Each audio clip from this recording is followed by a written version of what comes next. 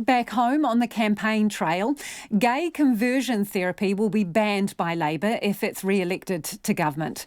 The pseudoscience claims to be able to suppress or change a person's sexual orientation or gender identity and is often practised in private or faith-based institutions. The so-called therapy has been widely debunked by the scientific and medical community and human rights advocates as being harmful to mental health as well as being discriminatory. Earlier this year, a UN expert called for a global ban on the bogus therapy. Labour MP and Rainbow spokesperson Tamati Coffey announced the party will pass a law banning conversion therapy, and he joins me now. Good evening, Tamati. How are you defining gay conversion therapy, for the purposes of passing a law? What would it be by definition? Yeah, look, by definition, it's around the idea that a person's sexual orientation or gender identity can or needs to be changed. So that's kind of how we're putting it. Of course, we'll really lock in what that means when we go through the select committee stage. But in a nutshell, that's it. And you think it's achievable with a law? Yeah, absolutely.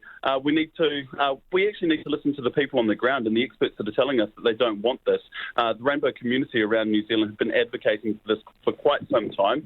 We haven't managed to get it over the line in our previous term, but actually, if we're re-elected, we intend to ban it. And that is the thing, because you're laying out for me here that it's a relatively simple process, relatively simple definition. So why haven't you done it earlier? Yeah, look, we've been, I think that you know the answer to the question. No, you tell me. You tell me. Yeah, okay, all right, let me tell you.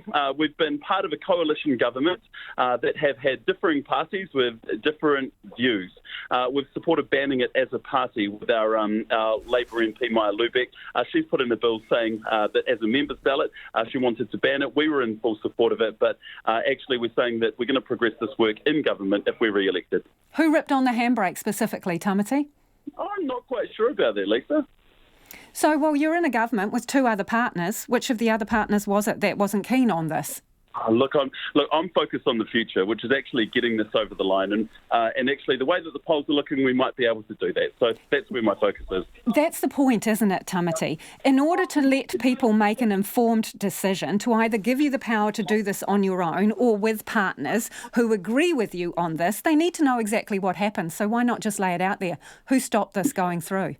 Oh, look, I really don't want to get caught up in that. At the end of the day, we need to focus on getting this over the line. It's what our community wants us to do, and it's what we're pledging to do. Was Winston Peters the handbrake? We're focused on the future. Don't you think you owe people an answer to that question, given that they are going to the polls, or maybe preparing to vote tomorrow even? Yeah, you know what? I think that we can leave it to New Zealanders to decide what kind of handbrakes there were. But at the end of the day, I remain committed to actually getting this over the line on behalf of all of those people around New Zealand that want us to, that need us to. If you're in a coalition, is this just Labour policy, or are you telling voters right here and now it's a bottom line regardless of who you are in government with if you are returned? It is something, it's been a Labour Party policy for this whole of the last term. It's something that we're quite staunch about. So actually, if we were in a coalition government, obviously it's one of the things that would be negotiated around the table. But we've put this off for far too long. So actually, I'd be in support of making sure that actually this is something that we do draw a line on. It's something that our rainbow communities want us to do. So I'll be advocating at every opportunity. Well, you've got some airtime now. If you're making it a bottom line and guaranteeing that you'll push it through, here's the opportunity to tell voters that. Are you going to? Look, I'm not the one that makes those kinds of decisions, but what voters can believe is that we actually do have a really strong Rainbow Caucus, and if we are re-elected to government, this is going to be one of the things that we absolutely advocate for. You had a strong Rainbow Caucus this term as well, and you couldn't make it happen. Yep, we had that inside of a coalition government, and unfortunately we weren't able to get it over the line. But again, we're focused on the future, and actually this is something that we're committing to. How widely spread do you think this practice is in New Zealand? Do you know what? I'm not 100% sure on that. We've heard anecdotes all over the place.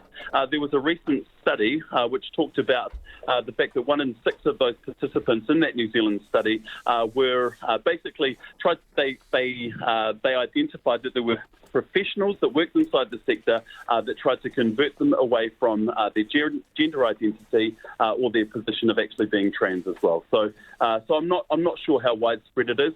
We do a really terrible job of counting our trans population and counting our rainbow population. We know that, and that's why we've made some changes to the census so that we will be able to count our rainbow community. But at the moment, we have really scant data when it comes to our community. Is this kind of so-called therapy, is it abuse? Do you know what? It actually it is abuse because it leads to mental health problems, it leads to anxiety, it leads to depression, and as a result, we actually do need to sort it out. It's even been linked to suicide, and amongst our rainbow community, we do have suicides in our community. We need to make sure that we're doing as much as we can to bring that rate down, and actually by banning conversion therapy, if that's something we need to do to ensure that, then it's something we will do. We've got about 30 seconds left, Tamati, but some people would say, what happens to religious freedom and expressing your views on this, and that any law would curb that freedom? What is your response to that criticism? Yeah, look, we are absolutely not proposing to curb anyone's freedom of expression. In fact, what we're looking to do is make sure that the rainbow community up and down New Zealand can express themselves without having that discriminatory kind of practice imposed upon them. It's harmful, and we need to bring it to an end. Appreciate your time this evening. That is Tamati Coffey, who's Labour's rainbow spokesperson there, announcing a ban on conversion therapy.